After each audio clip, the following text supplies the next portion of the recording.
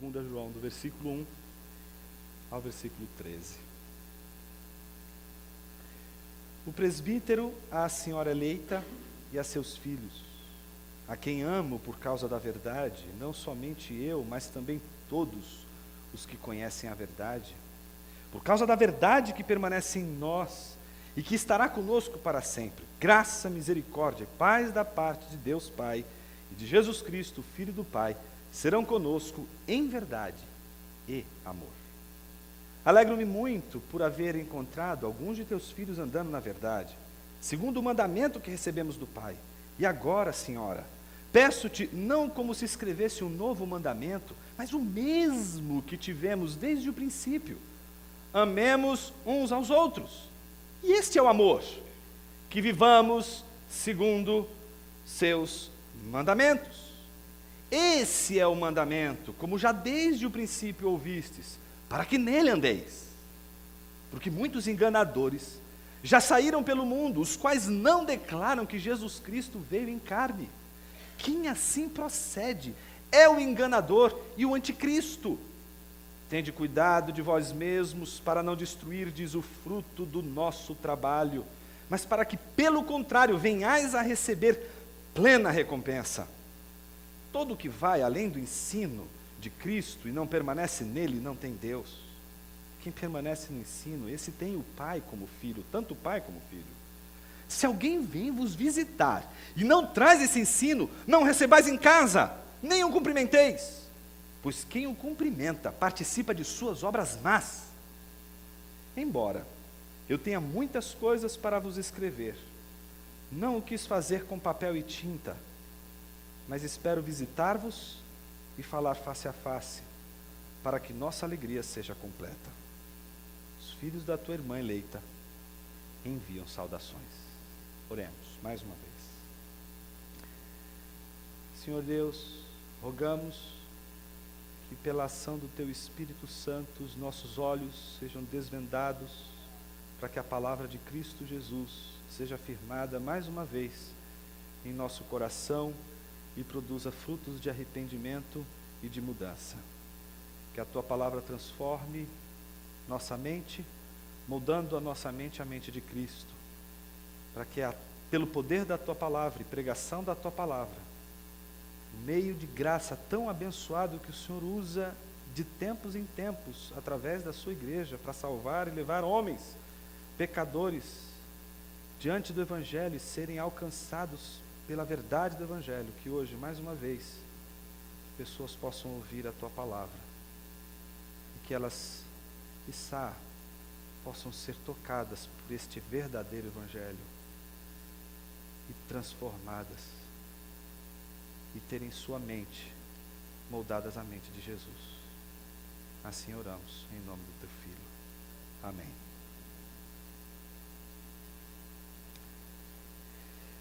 Há um filme muito interessante lá do início da década de 90, esse dos antigos, para alguns, obviamente. Um filme bastante simples, mas com uma ideia muito interessante. Chama-se Summersby, O Retorno de um Estranho. Alguém já assistiu esse filme? Tem alguns corajosos, como eu. Mas o filme é muito interessante. É com Richard Gere e a Judy Foster. Trata da história de um homem que a notícia que se seguiu é de que ele tinha morrido na Guerra Civil Americana.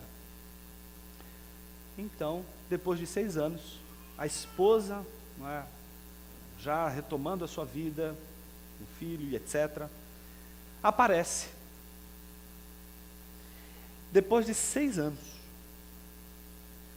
E quando ninguém menos espera, ele está lá e quer retomar o seu lugar na sua casa. Ela já estava numa espécie de relacionamento ali, não é, com outro rapaz, mas quando ele chega, aquilo se rompe e a vida dela se vê novamente, não é, diante desse desafio de retomar tudo que havia sido deixado de lado, porque se acreditava que o Jack Summersby tinha falecido na guerra.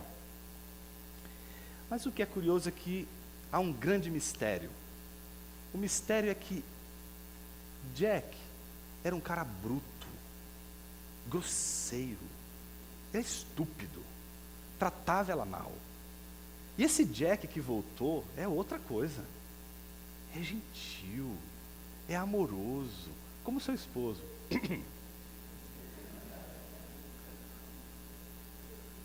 Gentil. E ela ficou assim, não é possível. E ela ficou com a pulga atrás da orelha. E a pulga ficou mais ainda atrás da orelha quando ela pegou os sapatos do Jack para dar para ele. E os sapatos do Jack eram pequenos. E não cabia de jeito nenhum, porque o pé do cara era desse tamanho. E ela falou assim, como é que o pé de um homem pode crescer? Tem umas igrejas aí que fazem crescer um monte de coisa. Mas nesse caso aqui, não foi isso que aconteceu. E ela ficou com a pulga atrás da orelha. Não pode ser. Não pode ser ele. E aí fica todo um mistério para descobrir se ele é de fato quem ele dizia ser. Porque agora já ninguém mais sabe se ele é realmente o Jack. Mas ele tem toda a fisionomia, tem todos os traços. Mas ele é completamente diferente. E além disso, tem elementos, tem dados físicos que comprovam que ele não é aquilo que ele está dizendo ser. Então, ali escapou, lembra da semana passada, do Bastardos Inglórios, quando a gente citou aqui, quando ele é reconhecido porque ele fala alemão muito bem, etc., mas na hora de contar, em vez de ele falar assim, né, me dá 3 aí cervejas, né, ele disse simplesmente assim, me dá 3 cervejas, só que alemão nunca pede cerveja assim, alemão sempre pede cerveja assim. Então, você vai pedir assim, pergunte para um alemão que está ali, e ele vai te explicar o porquê é assim que um alemão pede essas coisas, né? Mas o que é curioso, ali, ele parecia com todo mundo, mas a gente viu que ele acaba sendo reconhecido. A mesma coisa acontece nesse filme. Também ele acaba sendo reconhecido no final, mas ele não quer assumir que ele não é o Jack. Tudo prova que ele não é o Jack Summersby, mas ele vai lutar para manter-se exatamente na personagem que ele adquiriu, não é que é a personagem deste amigo. Descobriram que este cara, Jack, tinha vivido numa prisão, não é? Dentro desse contexto da guerra, com outro sujeito que era um fascínio, era um bandido, um cara extremamente mau, perverso.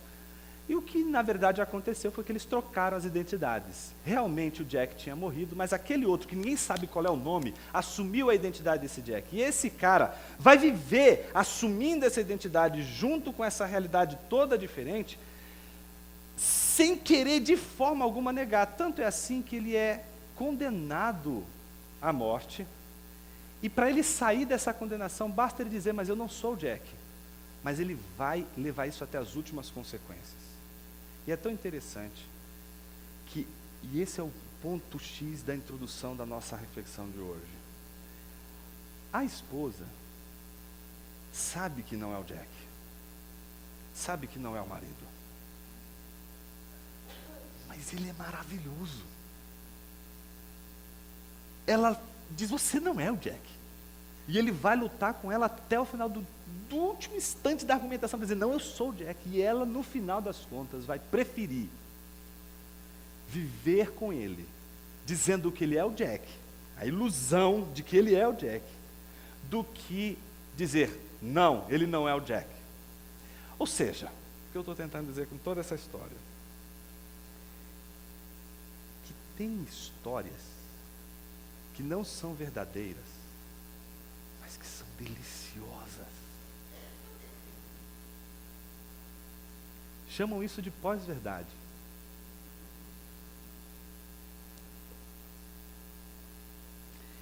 Eu tenho um amigo que ele tem um dom da pós-verdade. Mas ele é crente. Só que a pós-verdade só funciona quando ele vai fazer uma piada sobre um fato. Então, a gente vai viajar e aí sempre acontece alguma coisa. A gente está em grupo, é um bando. E aí acontece alguma coisa. Aquele fato, não é típico, assim, engraçado, mas a gente viu, presenciou o fato. Ele tem aquele dom de contar aquele fato que você presenciou, que você viu, de uma maneira assim tão descaradamente diferente, aumentando em proporções absurdas e grotescas, de uma maneira dissimulada, de uma maneira tão terrível, tão mentirosa, mas a história é melhor do que o fato. Você sabe o que aconteceu, sabe que não aconteceu nada daquilo. O rapaz, ele simplesmente tirou, sei lá, uma caneta da mochila, e ele disse que tirou uma espada de samurai, é uma coisa mais ou menos assim. Então, mas a história que ele conta é tão ridícula, mas é tão legal, é tão mais interessante que o fato fica tão xoxo, que você prefere a mentira ao fato. Então, isso que a gente hoje chama de pós-verdade, mas a nossa avó chama de fofoca mesmo, difamação, distorção, dissimulação, é aquilo que de certa forma envolve o tópico que atravessa essas 3 primeiras epístolas, que é o foco da crítica àquilo que nós chamamos, no nosso último sermão, de cristianismo presumido. Existem 2 tipos. O cristianismo presumido, aquele que a gente imagina, aquele que, de acordo com a nossa imaginação, ele é incrível, ele é maravilhoso, ele é legal, ele é cool, ele está na moda, faz sentido. E tem o cristianismo real, tem o Cristo ressurreto. Não é uma ressurreição que aconteceu na mente, é uma ressurreição que aconteceu real. O Dr. Shedd conta uma história de quando ele estava em Edimburgo, e, se não me falha a memória, era o Bultmann, Rudolf Bultmann, que estava dando a palestra, e o Rudolf Bultmann, ele tinha essa ideia de que Jesus não ressuscitou, os milagres não existem, nunca aconteceram, tudo isso é uma questão meramente racional, e o homem moderno nunca vai entender essas coisas, porque essas coisas simplesmente são da ordem da fantasia. Então, o Dr. Shedd disse que uma das situações que aconteceram ali foi de uma pessoa perguntar para ele, né, se ele acreditava na ressurreição de Cristo Jesus. E na hora ele disse, sim, eu acredito. Aí todo mundo ficou espantado, como assim? Ele falou, não, você acredita mesmo que Jesus ressuscitou em carne? Aí ele disse, não, ele ressuscitou só na cabeça dos discípulos. Me parece que o cristianismo o cristianismo presumido é toda aquela ideia que a gente constrói em nossa mente para que o cristianismo faça sentido. A sua maior tentação será a de fazer o cristianismo fazer sentido para você. Mas como vai dizer o Chesterton, não? Ele tem que estiçar a sua cabeça. Ele tem que provocar um colapso na sua mente. Ele não pode se acomodar à sua mente. Ele não pode ser uma mensagem que vai se acomodar à sua mente de uma tal maneira que você se sinta confortável. Por isso, se você saiu no domingo passado desesperado, aflito, você me veio na igreja para buscar uma espécie de mensagem que vai me dar, não é, um consolo. Eu saio daqui com uma mensagem, um sermão que parece um peso em cima de mim. É isso que o Evangelho faz, sim. O Evangelho provoca isso. O Evangelho provoca confronto. O Evangelho não cabe nas nossas presunções. Ele é maior do que nossas imaginações. Mas às vezes, ele é bem mais simples do que a gente pensa. E a gente não quer se conformar com aquele fato meramente. A gente quer produzir, fazer uma produção de tudo aquilo. E aí que surge a tentação de, pela mente e pelas palavras, criar mundos incrivelmente interessantes, mas irreais. Só existem na nossa cabeça. Não basta, portanto, pensarmos que somos cristãos e falarmos como cristãos. Isso é cristianismo presumido. Para sermos reconhecidos como cristãos, precisamos praticar o cristianismo real. É preciso admirar o concreto. Esse é o nosso maior desafio. É o desafio do homem do nosso tempo. Por isso eu quero dizer para você que as epístolas de 1ª, 2ª e 3ª de João, elas são extremamente atuais e relevantes, porque elas tratam do problema do homem contemporâneo. O nosso problema contemporâneo é um problema com o real. Nós trocamos o real, o concreto, por tudo aquilo que a nossa mente e palavra pode criar de espetacular e de extraordinário. Casamentos se destroem, amizades se destroem, relacionamentos se destroem, porque a gente mentaliza diversas imagens que são extremamente incríveis, maravilhosas, mas desprovidas de carne, desprovidas de pele. Meu irmão, minha irmã, você beija uma pessoa, mas uma imagem você não beija. Uma imagem não tem cheiro. Uma imagem não pode ser tocada porque não tem pele. Imagem é só cor. Imagem não pode ser tocada, não tem carne, não tem vida, não é fato. Mas às vezes nós podemos elevar o estado da nossa mente, que é capaz de criar mundos incríveis, a um peso que não lhe cabe, mas que cabe apenas ao real. A pessoa com quem casamos, as pessoas com quem nos relacionamos, aqueles a quem nós prestamos conta em nosso trabalho e que nos prestam conta em nosso trabalho, são pessoas reais, concretas, envelhecem, morrem. Algumas são fúteis, algumas são profundas, mas todas elas são reais.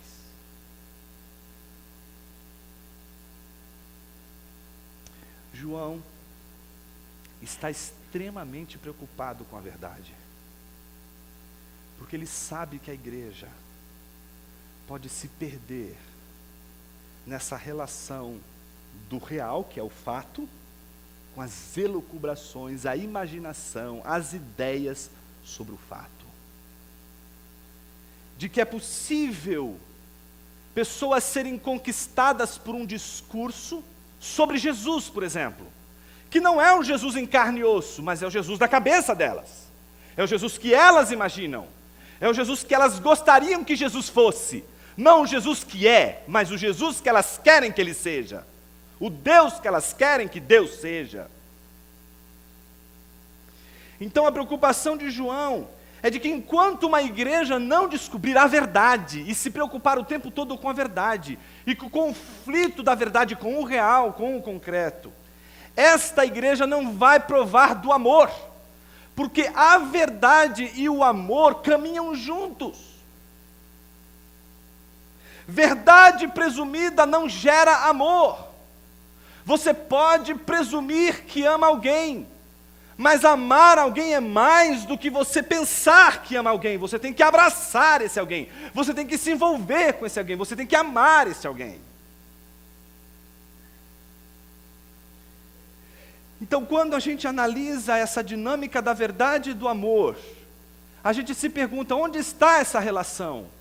Porque como aquela esposa do Jack Summersby, pode ser atraente demais, viver a ilusão do que o real, viver as nossas imagens, viver as coisas que passam apenas na nossa cabeça, e não as pessoas reais que estão diante de nós.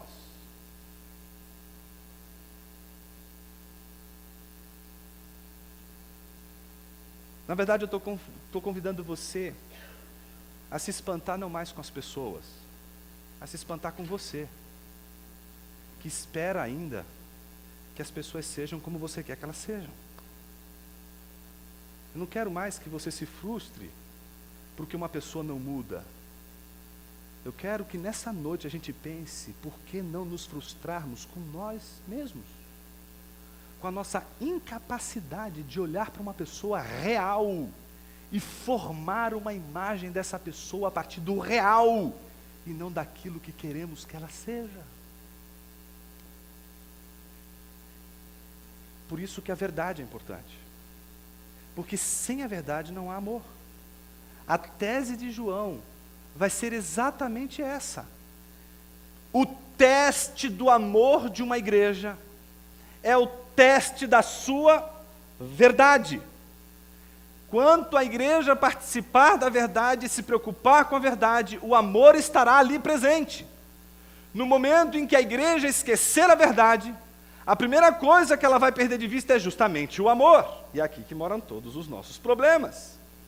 Porque há quem diga, por exemplo, que dizer a verdade pode ser algo tão doído, tão destrutível, que pode gerar, por exemplo, guerras. Em nome da verdade, pessoas matam. Em nome da verdade, as pessoas fazem guerras. E isso é o que a gente escuta as pessoas dizerem. Em nome da verdade, as pessoas praticam as mais terríveis injustiças. Então, em nome da paz e da manutenção da paz, por que não fazermos a manutenção das ilusões? Como escolheu, por exemplo, a esposa de Jack Somersby. Porque a verdade parece gerar uma espécie de desconforto. Isso gera uma tensão.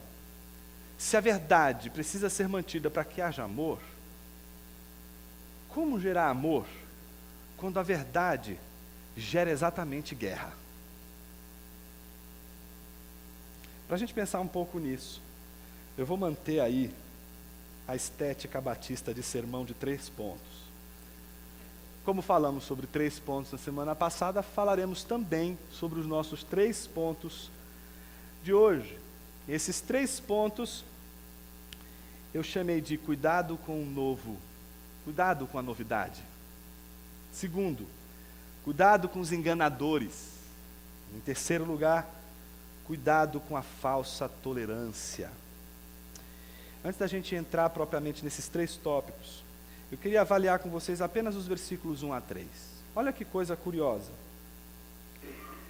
Na abertura da epístola, a presença da relação entre verdade e amor é muito forte. Conseguem notar? Olha para o texto aí. Percebem a presença da relação entre verdade e amor no texto? O presbítero, a senhora eleita e a seus filhos, a quem amo por causa da verdade. A quem amo? Por causa da verdade. E não somente eu, mas também todos os que conhecem a verdade. Por causa da verdade, que permanece em nós e que estará conosco para sempre. Graça, misericórdia e paz da parte de Deus Pai e de Jesus Cristo, Filho do Pai, serão conosco em verdade e amor. Então a relação entre verdade e amor já está logo de cara estabelecida pela abertura da epístola. O curioso dessa abertura é o início. Não é? João faz questão de dizer, o presbítero à senhora eleita. Todo mundo quer saber quem é essa senhora. Existem várias discussões sobre quem é essa senhora, mas primeiro eu queria chamar a tua atenção para quem é o presbítero. Porque todo mundo fica de olho na senhora e esquece o presbítero. Não é verdade? E quando você esquece do presbítero, a senhora eleita vai sofrer. Bom, ela sofre em todos os lugares do mundo por causa exatamente da falta de preocupação com o presbítero. Isso era para ser uma piada.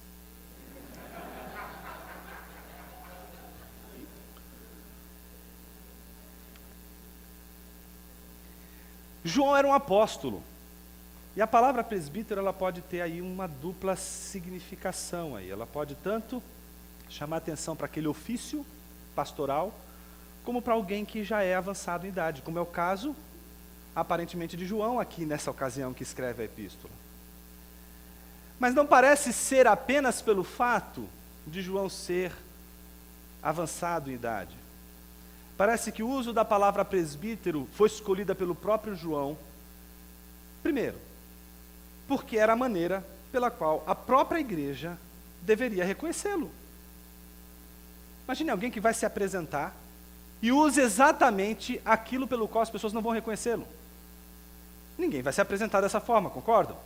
Quando você vai se apresentar, a ideia é que as pessoas reconheçam pelas palavras que você vai estabelecer.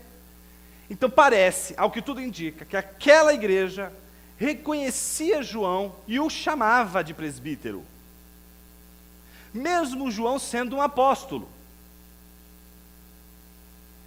O que significa que a relação de João com aquela igreja era uma relação de cuidado pastoral. E como a gente viu na semana passada, esta igreja representa uma série de igrejas, na verdade, igrejas locais, todas elas reunidas ali naquela região de Éfeso, os arredores de Éfeso. Então João se apresenta de uma forma em que a igreja parece conhecê-lo dessa forma e o tratá-lo dessa forma. Em contrapartida, a senhora eleita, que pode significar várias coisas, mas, ao que tudo indica, parece ser mais preciso entender que essa senhora eleita seja a igreja local, mais do que uma senhora que, por exemplo, possuía uma casa e que recebia nessa casa os membros da igreja local. Não. Mas a senhora que representaria a própria igreja, como uma personificação amplamente usada pelos apóstolos. Paulo, por exemplo, usou muito a personificação da igreja, chamando a igreja, por exemplo, de noiva. Então aqui, ao que tudo indica, João está se dirigindo à igreja, chamando-a de a senhora eleita. E por que entendemos que senhora eleita aqui seja a igreja? Por duas razões. A primeira delas está na própria estrutura do texto. Quando a gente vai ler, por exemplo, o versículo de número 5, e agora, senhora, peço-te. Ele está dirigindo-se, parece que a uma pessoa. Mas quando você olha, por exemplo, o versículo 8 em diante, tende o cuidado de vós mesmos. Ele vai mudar a voz, vai mudar para o plural. Então, o que tudo indica, se trata de uma personificação da igreja local sendo tratada como senhora eleita. O segundo argumento que favorece a interpretação de que esta senhora eleita é a igreja é exatamente o último versículo. Porque o último versículo diz assim: os filhos da tua irmã eleita enviam saudações. Ao que tudo indica, os filhos da tua irmã eleita, quem seria? Uma outra senhora. Portanto, uma outra igreja. E os filhos dela seriam realmente os seus membros. Os filhinhos seriam, portanto, os membros dessa igreja local, que é aqui chamada de a senhora eleita. Portanto, essa epístola, ela é centrada na igreja local. Uma coisa interessante que a gente não pode perder de vista é a de que João escreveu essa carta sabendo que nesta carta algumas coisas não poderiam ser ditas ali. Elas precisariam ser ditas pessoalmente. E a prova disso está no versículo 12. Embora eu tenha muitas coisas para vos escrever, não o quis fazer com papel e tinta, porque o papel e a tinta, o discurso, as palavras não vão ser suficientes para tratar tudo aquilo que ele precisava tratar com aquela igreja. Ou seja, as palavras, o discurso, o texto nunca é suficiente. É necessário que as pessoas se encontrem face a face. Então, a primeira coisa importante que não pode perder de vista é de que ele está comunicando algumas ideias àquela igreja, mas ele percebe que algumas coisas só vão ficar claras se eles estiverem cara a cara. A verdade precisa ser dita e vivenciada na presença concreta das pessoas. Feitas essas considerações, vamos então para os 3 tópicos de hoje. Parece que o argumento de João está centrado em 3 blocos. O primeiro bloco vai do versículo 4 ao versículo 6, e ele parece estar preocupado com o novo. Vou explicar isso. Vamos ler versículo 4 ao 6.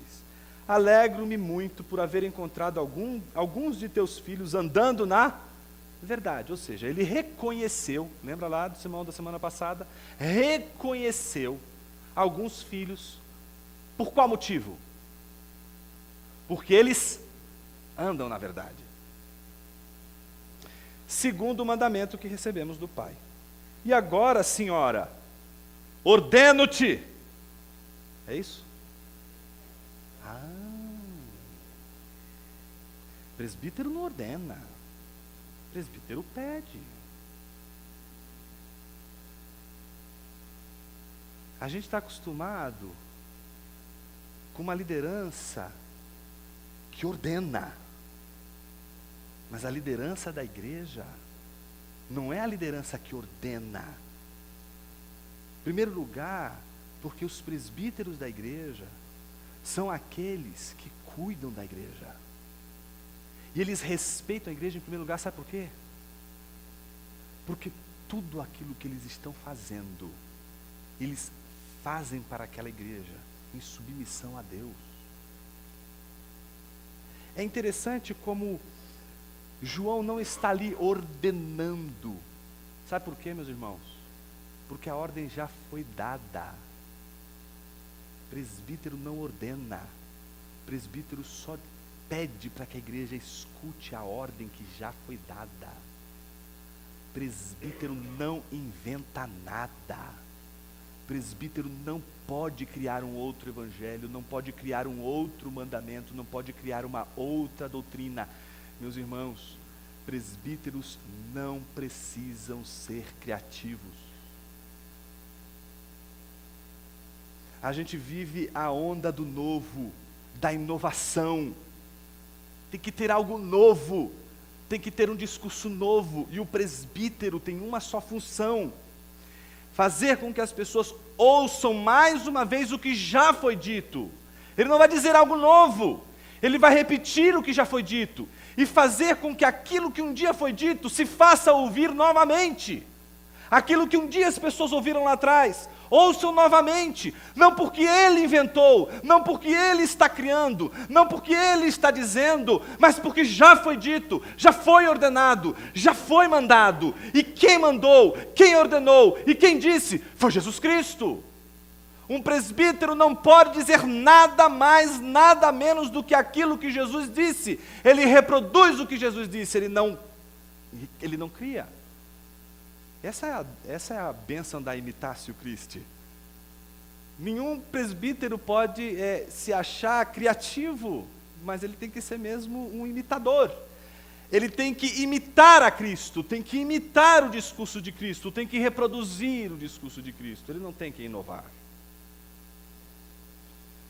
Então ele diz: e agora peço-te, não como se escrevesse um novo mandamento, está percebendo? Peço-te, não como se eu estivesse aqui, entregando para vocês um novo sermão. Eu estou apenas pedindo para que vocês reconsiderem o quê? Ele vai dizer logo em seguida: o mesmo que tivemos desde o princípio. Esse princípio aqui remete a Cristo Jesus. Remete exatamente aos momentos em que Cristo esteve ali entre eles, pregando a eles e ensinando os mandamentos de Deus. Então o que João está dizendo é de que peço que vocês considerem novamente, não como se eu estivesse aqui criando algo novo, mas que vocês pudessem rever aquilo que já foi dito por Jesus. E é isso que um pastor deve fazer todo dia quando sobe num púlpito. Ele deve fazer do púlpito um lugar onde as pessoas possam ouvir novamente, não ele a falar, mas Jesus a falar novamente. O púlpito não pode ser um lugar outro, senão aquele que aponta única e exclusivamente para Jesus. E se uma igreja ouviu a pregação do Evangelho e ouviu a palavra de Jesus, e o pastor e o pregador passou despercebido, este sim cumpriu a sua missão.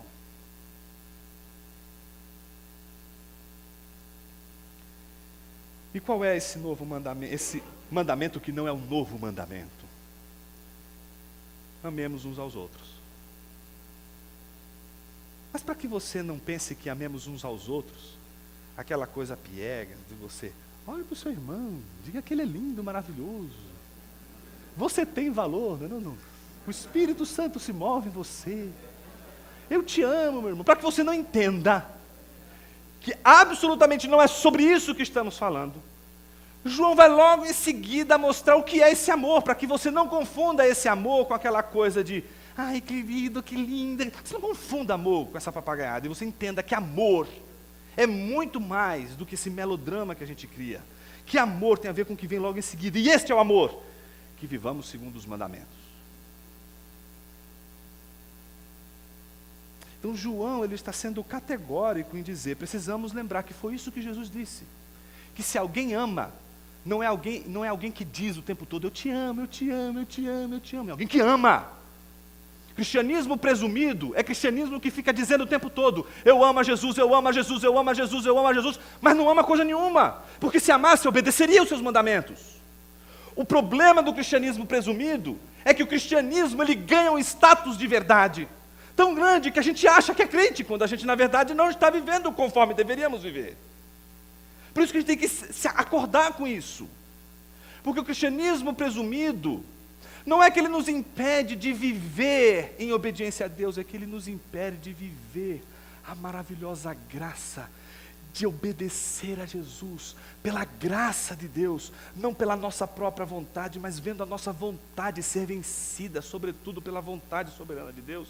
Não há nada mais glorioso na vida de uma pessoa do que ela ser derrotada pelo poder da palavra de Deus. A tua luta com Deus será uma luta em que você sairá vencedor se você perder essa batalha. É na nossa rendição, é na nossa entrega que a gente é tratado por Deus. E esse tratamento de Deus requer de nós uma reação. Por isso, obedecer os mandamentos de Jesus e seguir os seus mandamentos é a maior demonstração de amor, porque é demonstração de gratidão pelo que Ele fez e não uma obra que fazemos para sermos salvos, mas pelo contrário, é uma maneira de dizermos para Deus, obrigado porque Tu nos salvaste, obrigado porque Tua graça veio até mim, e se hoje faço o que faço, se hoje obedeço o que obedeço, e se hoje procuro viver uma vida desta maneira, não é para que o Senhor olhe para mim e goste de mim, mesmo porque, por mais que eu fizesse todas as maiores obras da terra, e fizesse tudo aquilo que uma pessoa amorosa poderia fazer no mundo inteiro, ainda assim eu seria o pior de todos os homens diante de Ti, porque ainda seria representado por aquele Adão, que nos representou de uma maneira tão catastrófica lá no Éden. Não, mas agora, meus irmãos, agora somos representados por Cristo Jesus.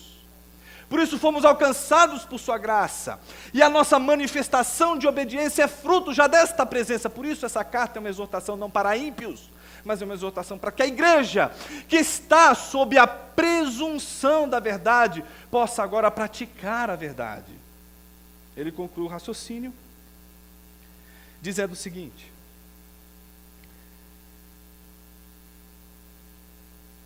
esse é o amor, que vivamos segundo os seus mandamentos. Esse é o mandamento, como já desde o princípio ouvistes, para que nele andeis. E ele conclui, portanto, dizendo que esse amor, que é avalizado pela verdade praticada, pelo amor praticado, se deixa ver pela maneira como os filhos de Deus andam. É impossível ouvirmos a palavra de Deus e o nosso jeito de viver não mudar. Mas nós podemos, mesmo provando da maravilhosa graça de Deus, ter a nossa mente mais uma vez corrompida. E é isso que nos leva ao segundo ponto. Por quê? Porque alguém pode esquecer o mandamento que não é novo, que já tinha sido dado por Cristo. E mais do que isso, esse alguém pode ter imaginado o mandamento de Jesus de uma forma muito diferente da qual o próprio Cristo havia entregue. E as pessoas podem ser induzidas a pensarem assim exatamente porque existe entre elas falsos mestres. Esse é o segundo cuidado que a gente precisa ter. A gente precisa ter o cuidado com o novo, porque se alguém quer ouvir o Evangelho, esse Evangelho vai ser exatamente o mesmo que foi pregado pelos apóstolos, pelos presbíteros, pela igreja ao longo dos séculos e que permanece sendo anunciado até os dias de hoje e não muda. Se você quer um novo Evangelho, você vai ter que fundar uma nova igreja. E essa nova igreja aí, eu não sei se vai poder ser chamada de igreja. Porque uma igreja sem Cristo não é igreja. Uma igreja sem o Cristo verdadeiro não é igreja. Ela pode parecer como igreja, porque as pessoas falam como crentes. Ela pode pensar a partir dos textos bíblicos e até usar a Bíblia. Mas mesmo assim, não possuir Cristo. É o cristianismo sem Cristo. O segundo cuidado é o cuidado com os enganadores, que está no versículo 7 a 9. Porque muitos enganadores já saíram pelo mundo. Veja, ele não diz, e muitos serão enganados por uma pessoa. O que ele diz? Enganadores. E como esses enganadores fazem? Eles montam uma junta missionária. Não é isso? E fazem missão. Junto, em conjunto. O que João está chamando a atenção? É um trabalho ordenado. É um trabalho coordenado. Eles saem como missionários. São missionários do falso evangelho. E eles vão trabalhar com consistência. Vão trabalhar buscando lógica. E você que quer tudo bonitinho, tudo arrumadinho, sem nada que faça você dizer, eu não entendi, é um prato cheio para eles. Você que está procurando aquele argumento que faz todo sentido, sabe? Você é a presa mais fácil. Mais fácil. Porque o que você quer, só o diabo dá. Coisas que você pode entender. Coisas que facilmente você pode entender. Mas o Evangelho é maior do que você. O Evangelho vai te humilhar. E vai fazer você se curvar diante dele. Vendo a sua beleza. Vendo a sua inteligência. Vendo a sua grandeza. E vendo a pequenez da sua inteligência. E aí você vai poder dizer com toda alegria, ainda sorrindo, não sei. Não sei. As pessoas têm dificuldade de dizer não sei. Elas têm dificuldade de dizer, puxa vida, isso eu não entendi. Elas acham que a vida só vai fazer sentido se todos os pontos da sua vida se encontrarem.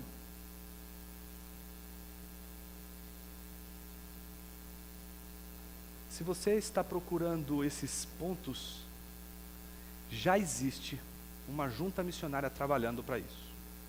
E ela está espalhada pela TV, espalhada pela mídia. Ela está nos lugares mais suntuosos. Ela é fácil de ser vista. Ela é fácil de ser assimilada, fácil de ser entendida. Você vai entender facilmente o discurso. Porque eles falam de maneira muito simples, de uma maneira que todo mundo entende. Sabe, aquele jeitinho, sabe? Que você fala assim, caramba, uma pessoa humilde, né? Uma pessoa humilde. E eu vou parar por aqui para não blasfemar. Então pense comigo que os enganadores que João está se referindo são aqueles que saem pelo mundo como missionários. O que eles vão fazer? Vão, bater de porta em porta para chegar numa casa. E nessa casa o que eles vão fazer? Discursar. É que a gente lê o texto bíblico e acha que as pessoas batem na porta da casa das outras como elas batem na nossa casa, como uma testemunha de Jeová, que vai bater lá na sua casa para vender uma sentinela, por exemplo. Não é. Eles não fazem isso, desta maneira. Um falso mestre, naquela época, não ia fazer isso. Mesmo porque naquela época era muito comum uma coisa chamada simpósio, banquete, jantar. E quando você convida um mestre para a sua casa, para jantar, para um banquete, você não está convidando ele apenas para comer na sua casa. Você está dando um lugar à mesa para que ele possa ali ensinar. Quando basta você lembrar, por exemplo, daquele episódio quando Jesus é convidado por Simão, o fariseu, para jantar em sua casa. Simão não queria apenas que Jesus jantasse, minha gente. Simão queria sim que Jesus discursasse. E é só porque é esse mesmo aspecto cultural que aquela meretriz pôde entrar na casa de Simão, o fariseu. Porque numa situação como aquela, o discurso na casa é aberto para a vizinhança. As portas estão abertas. Só vai sentar-se à mesa os convidados. Mas quem vai só ouvir o discurso do mestre são aqueles que vão se encostar um do lado do outro para ficar ouvindo ele falar. Se você quer estudar bem essa questão, principalmente nas Escrituras, tem um livro que você não pode passar dessa vida para você ler, do Bailey, As Parábolas de Lucas. É um livro bem interessante, ele fala bastante sobre isso. É interessante como o falso mestre, ele vai procurar as casas, mas não é para comer nessas casas, é procurar uma oportunidade para discursar. para ensinar. Mas o que eles fazem? Eles não declaram que Jesus Cristo veio em carne. Portanto, eles negam a humanidade de Jesus. E João faz questão de dizer: quem assim procede é o enganador e anticristo. E ele diz: tende cuidado de vós mesmos para não destruirdes o fruto do vosso trabalho, mas para que, pelo contrário, venhais a receber plena recompensa. Todo que vai além do ensino de Cristo e não permanece nele não tem Deus. Quem permanece no ensino, esse tem tanto o Pai como o Filho. João está sendo claro que se os presbíteros têm que ensinar aquilo que precisa ser ensinado, que foi aquilo que Jesus disse, eles não podem acrescentar nada. Os falsos mestres são aqueles que olham para aquela cena, olham para o fato, e eles não se contentam. Eles, como o meu amigo, vão querer aumentar. Eles vão querer criar oportunidades de interpretar aquele fato, a fim de que aquele fato, o máximo possível, possa ser acomodado pelas pessoas e ele possa alcançar aquilo que é mais importante em um orador, que é a persuasão. Não pense você que esse aqui também não tem isso em sua mente. O que mais quero fazer hoje aqui é persuadi-los. Persuadi-los do cuidado que devemos ter com os falsos mestres. Porque os falsos mestres, por mais que a gente pense que eles podem ser inofensivos porque trabalham com palavras, a gente não pode perder de vista o fato de que são palavras que nos aprisionam e nos fazem constituir esse cristianismo que a gente tem chamado de cristianismo presumido. Sim, os enganadores saem pelo mundo como missionários itinerantes, organizados para ensinar o falso evangelho. Será que você não vê isso hoje? Igrejas pregando o falso evangelho, mas extremamente organizadas. Isso me faz lembrar o livro da Flannery O'Connor, Sangue Sábio, belíssimo livro. Conta a história ali de um neto de pastores que de repente abandonou a fé, perdeu a fé completamente. E aí o que ele fez? Ele resolveu sair do seu ambiente, da sua casa e foi para uma outra cidade. E aí de repente ele encontra no táxi um sujeito que olha para ele e diz o seguinte: você é pastor? E ele diz o seguinte: quem diz que eu sou pastor? Qual é o seu nome? Ele diz: Hazel Motes. Mas o senhor parece um pastor e protestante. O motorista disse: pelo menos esse seu chapéu parece chapéu de pastor protestante. Ele disse: mas não é. É um chapéu como o outro qualquer, só isso. E aí, depois disso, você vai ver uma figura lutando contra a sua vocação, parece que hereditária, de ser um pregador. E ele vai dizer: desde os 12 anos, fui chamado para ser um pregador. Mas agora, eu vou pregar uma outra mensagem, um outro evangelho. Ele diz assim: talvez vocês acham que não são pessoas puras, porque não têm fé, pois vocês são todos puros, podem acreditar no que digo. Cada um de vocês é puro e eu posso dizer para vocês por que vocês são puros. Se vocês acham que é por causa do Cristo crucificado, estão enganados. Não estou querendo dizer que ele não foi crucificado, estou dizendo que não foi pelo bem de vocês. Escutem minhas palavras, eu sou um pregador e minha pregação é a verdade. Vou fundar uma nova igreja, a igreja da verdade sem Jesus Cristo crucificado. E não vai custar nada para entrar nessa igreja. Ela ainda não foi fundada, é verdade, mas será em breve. Eu prego sim uma igreja sem Cristo. Sou membro e pastor de uma igreja em que o cego não vê, o aleijado não anda e que o que está morto ainda fica morto. E quem perguntar sobre minha igreja, eu respondo que é uma igreja que o sangue de Jesus não vai sujar com ideias de redenção. Eu creio num novo tipo de Jesus. Um Jesus que não desperdiçou seu sangue salvando ninguém, porque ele é todo humano e não tem nada de Deus nele. Minha igreja é a igreja sem Cristo. Se vocês tivessem sido salvos, a redenção teria para vocês alguma importância. Mas vocês não querem redenção, vocês não querem saber sobre o Evangelho. Como é que Jesus pode ter salvo vocês se vocês continuam do mesmo jeito? O que vocês precisam é de uma coisa que tome o lugar de Jesus. Algo que fale claro, como por exemplo a igreja sem Cristo, que não tem um Jesus, não é? Mas bem que precisava de um Jesus que seja todo homem, sem desperdiçar sangue, que não se pareça com nenhum outro homem, para que vocês possam prestar atenção nele. Me deem esse Jesus, meus irmãos, me deem um novo Jesus, e vocês verão como a igreja de Cristo vai longe. O que vai acontecer com toda essa história?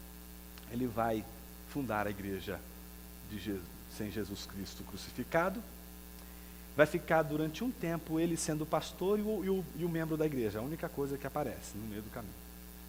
Surge um outro cara, que é o primeiro ouvinte dele, que vai ouvir as pregações dele e vai ficar encantado, diz assim, é verdade, mas a gente precisa agora investir no marketing, precisa de um canal de TV, precisa fazer milagre. Jesus, esse seu Jesus não crucificado tem que fazer alguma coisa. Ele falou, não, eu não quero isso aí, não quero, não estou preocupado com isso. Eu fiz uma igreja para pessoas que não amam a verdade, não querem a verdade, não querem compromisso com a verdade. Eu fiz uma igreja para libertar as pessoas daquela confusão de ter que fazer o que precisa ser feito, para que elas possam ser livres de tudo. A história é muito interessante, tem uma cena interessantíssima, que é quando ele não dá certo, a igreja não funciona, não vai para frente, e ele diz o seguinte, o problema é essa cidade, vou sacudir o pó dos meus pés, e vou para uma outra cidade pregar esse falso evangelho lá. No meio do caminho, ele começa a acelerar o carro numa velocidade estonteante, e aí chega um carro da polícia, né, e para ele, e ele sequer abre a janela do vidro para o guarda. Então o guarda, pode abaixar, aí ele abaixa. Seus documentos. Para que documento?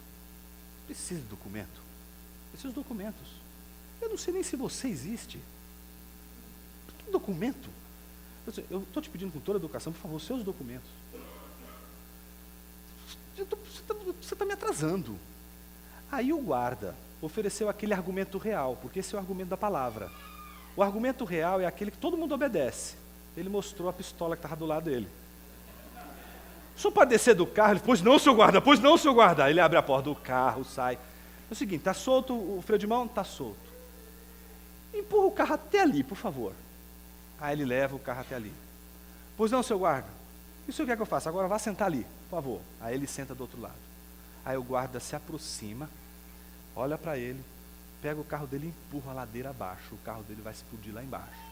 Ele olha para o cara e diz assim, eu não existo, seu carro não existe, você não existe, você não precisa lamentar por nada. Nada disso aqui aconteceu. Passar bem. E ele vai embora. É isso que você tem que falar quando você ouvir aquela comunidade cult falando em pós-verdade para você.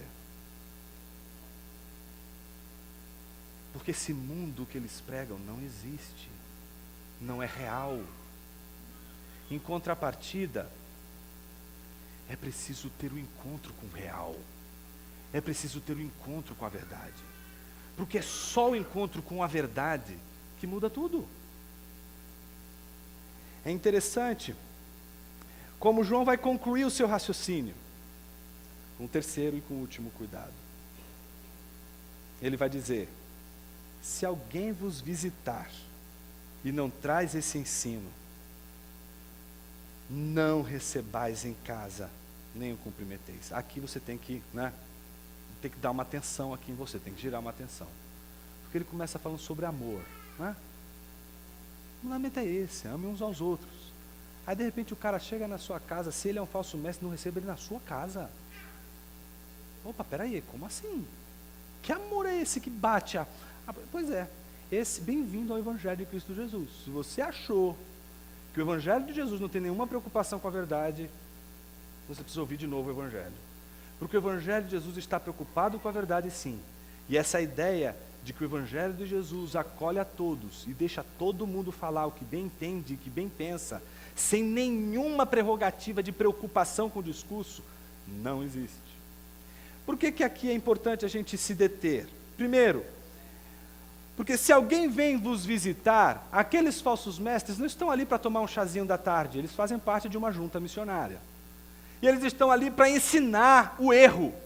E eles querem espaço para ensinar o erro. Eles querem nada mais, nada menos do que um púlpito para pregar nas igrejas o falso ensino. É claro que ele não está falando ali meramente da casa de alguém simplesmente, mas de uma casa que representa um lugar onde as pessoas podem receber ensino. E se eles ocupam esses lugares e ensinam com um falso ensino, essas pessoas são influenciadas por esse falso ensino. É como se João estivesse dizendo hoje para nós o seguinte: vocês não podem permitir que no púlpito de suas igrejas falsos mestres ensinem. Vocês não podem permitir que em suas igrejas o falso ensino tenha um foco de ação ali dentro, porque ele vai desvirtuar pessoas da verdade. E quando pessoas desvirtuam-se da verdade, a primeira coisa que a igreja perde é o amor. Essa é a lógica que a igreja não pode perder de vista. Por que ela é tão intolerante com a heresia? Porque quando não há verdade, o Evangelho de Jesus diz, não pode haver amor. Então por que a igreja vai lutar contra os falsos mestres? Porque enquanto ela não preservar a verdade, ela não vai fazer a manutenção do amor. Portanto, fechar a porta para o falso mestre não é falta de educação, é amor. É o amor daquele que cuida da igreja e não permite que aqueles que falem um falso evangelho possam distorcer o evangelho na mente das pessoas. É interessante como, por um lado, a gentileza do presbítero que diz, peço-te, agora vem acompanhada de uma dureza, de um discurso duro. A gente acha que essas coisas não se combinam, porque a gente acha que verdade e amor são duas coisas antitéticas, porque o mundo disse isso pra gente. Existe verdade e existe amor. Mas se para manter a paz e o amor é preciso abrir mão da verdade, então vamos abrir mão da verdade. Nós vimos na nossa cara, diante dos nossos olhos, no nosso país, toda uma liderança política dizer para a gente que não vale a pena a justiça. Que se o país está andando na linha economicamente estável, é melhor manter, é melhor não levar até as últimas consequências a apuração daquilo que é injusto.